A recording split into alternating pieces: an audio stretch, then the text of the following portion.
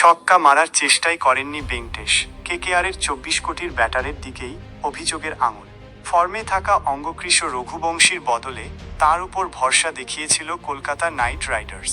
আর সেই ভেঙ্কটেশ আয়ার কি করেছেন? ব্যাট করতে নেমে দলকে ডুবিয়েছেন। গুজরাট টাইটান্সের কাছে কলকাতা নাইট রাইডার্সের হারের জন্য দায়ী করা হচ্ছে ভেঙ্কটেশকে। রান তাড়া করতে নেমে ছক্কা মারার চেষ্টাই করেননি। কেকেআরের 23,75,00,000 টাকার ব্যাটার 199 রান তাড়া করতে নেমে 4 নম্বরে নামেন ভেঙ্কটেশ। 19 বলে 14 রান করেন তিনি।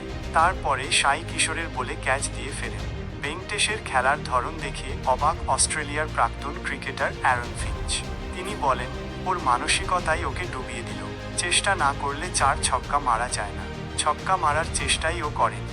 ওর একটাই লক্ষ্য ছিল, লেগ সাইডে মেরে দৌড়ে 1 রান নেওয়া। এভাবে লুকোনো যায় না। একই কথা শোনা গিয়েছে ভারতের ক্রিকেটার চেতেশ্বর পূজারার গলাতেও। তিনি প্রশ্ন করেছেন ভেঙ্কটেশের পরিকল্পনা নিয়ে।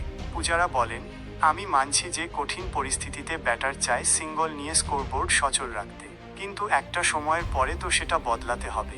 একটা সময়ের পরে তো আক্রমণাত্মক ক্রিকেট খেলতে হবে। সারাক্ষণও একইভাবে ব্যাট করলে কিভাবে হবে? ভেঙ্কটেশের কোনো পরিকল্পনা ছিল বলে মনে হলো না।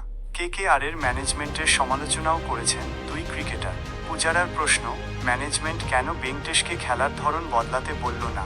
তিনি বলেন, আমি বুঝতে পারছি যে ভেঙ্কটেশের খেলতে সমস্যা হচ্ছিল। তাহলে তো ম্যানেজমেন্টের উচিত ছিল ওর সঙ্গে কথা বলা, অন্তত একটা পরিকল্পনা বাতলে দেওয়া। সেটাও তো দেখা গেল না। এবারের নিলামে 23,75,00,000 টাকায় ভেঙ্কটেশকে কিনেছে কেকেআর। 8টি ম্যাচে 22.50 করে 135 রান করেছেন তিনি। মিডল অর্ডারে ভেঙ্কটেশ ব্যর্থ হওয়ায় সমস্যায় পড়েছে দল। তাতে অবশ্য ভেঙ্কটেশের কোনো তাপ উত্তাপ নেই।